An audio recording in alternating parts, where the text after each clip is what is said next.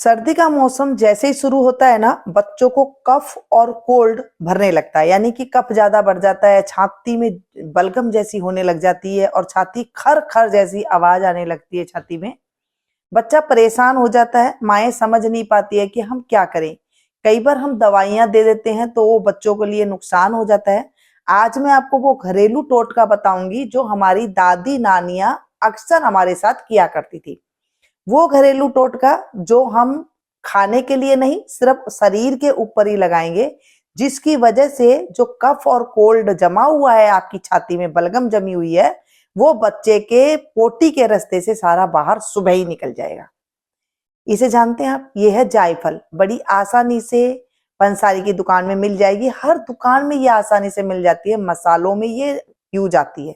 तो इस जायफल को, बच्चे को नींद नहीं आती है तो भी हम इसे घस करके दूध में डाल करके देते हैं, तो बच्चा एकदम टन होके सो जाता है। आज मैं आपको बता रही हूँ कि बच्चे को कफ और कोल्ड हो जाए तो उसे कैसे दूर करना है। घर में दूध सभी के आता है, वो दूध ले लीजिए और उस दूध को लेकर के ऐसे थोड़ा सा किसी चकले के ऊपर, किसी पत्थर के ऊपर, किसी के ऊपर भी जायफल को लेकर के इस तरह से आपको घसना है।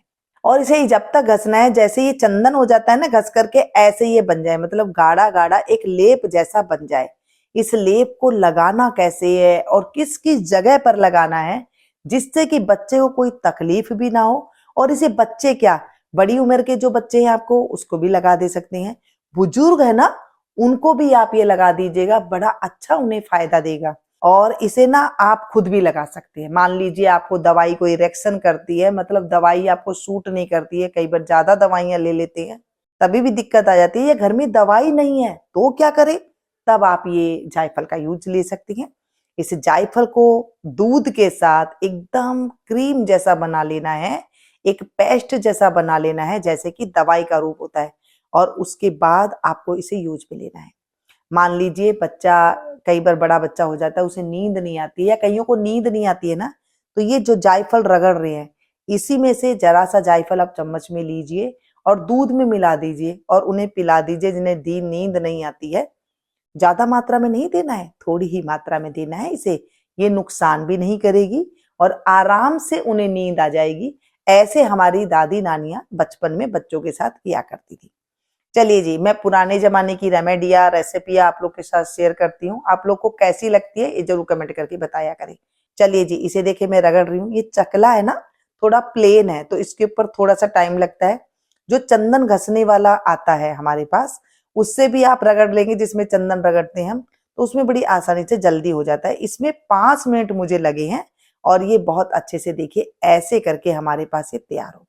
अब इसे लगाना कैसे है, कहाँ पर लगाना है, बस इतना इतना सा आपको लेना है।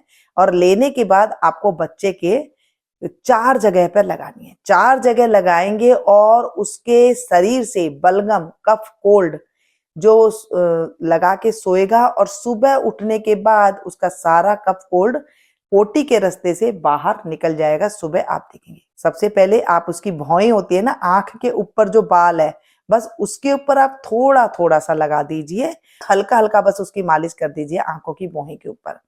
और दूसरी चीज जो लगानी है वो लगानी है उस बच्चे के नाखून के ऊपर। जब रात को सोए ना, तभी आपको ये सारी चीजें करनी है। नाखून के ऊपर लगा दे, 5 नाखून की उंगलियों के ऊपर लगा करके थोड़ा नाखून के बाहर भी हल्का हल्का सा लगा दीजिएगा, और दोनों हाथ की उंगलियों में आपको लगाना है।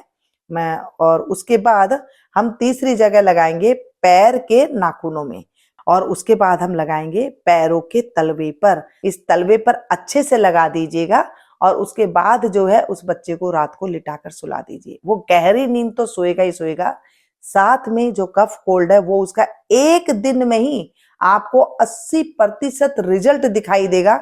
ये मेरी गारंटी है। बच्चे क्या, आप इसे बुजुर्ग को लगा दीजिए, देखेंगे बुजुर्ग को भी बगैर दवाई के इतना अच्छा रिलैक्स मिलेगा कि जो कफ है, जो बड़े हैं ना, उनका गले से बाहर निकल जाएगा।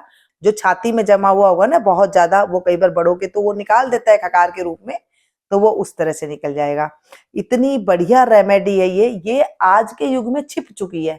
हम दवाइयां लेते हैं, उनका इतना असर नहीं होता, लंबा टाइम तक हमें दवाइयां लेनी पड़ती है, कई बार भाप लेनी पड़ती है, तो बहुत ज्यादा दिक्कत हो जाती है।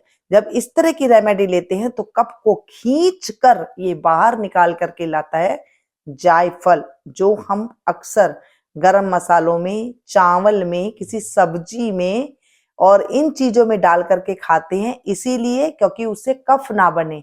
और ये रेमेडी आपको अच्छी लगी हो तो अपनों के साथ जरा जरा शेयर कीजिएगा, क्योंकि ये जो घरेलू नुस्खे की रेमेडी है आपके साथ साथ औरों का भी ये भला करेगी।